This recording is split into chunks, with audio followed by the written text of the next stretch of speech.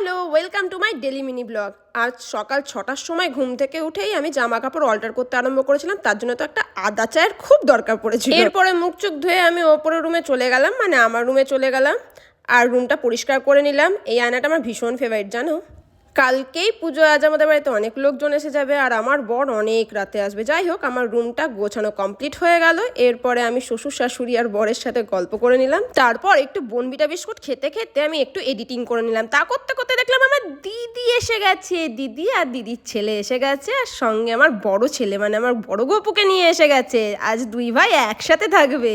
এরপর আমি দিদির ছেলে আর দিদির জন্য একটু ম্যাগি বানিয়ে দিচ্ছিলাম আর বাইরে মিস্ত্রিরা কাজ করছে, তাই বাবা একটু চা বানিয়ে দিল। এই যে দিদির ছেলে এখন ম্যাগি খাচ্ছে আর এই দেখো বাইরে প্যান্ডেলের কাজ চলছে। জানো, হঠাৎ দেখি বাবা আমার আর বিতানের জন্য একটা করে চকলেট এনেছে। দিদির জন্য আনেনি বলে দিদি আমার কাছ থেকে কেড়ে কেড়ে খাচ্ছে দেখো। এরপরে দিদি আমার চুল আঁচড়ে দিচ্ছিল আর তারপরে লাঞ্চ করে ঘুমিয়ে পড়েছিলাম। ঘুম থেকে উঠে দেখি পিসুমশাই এসে গেছে আর পিসুমশাইকে নিয়ে আমরা একটু বাজারে বেরিয়ে গেছিলাম, ওই পুজোর টুকটাক কেনাকাটা। তারপরে এসে দেখি প্যান্ডেল অলমোস্ট কমপ্লিট, মানে ফুলের কাজ চলছে এখন প্যান্ডেলে।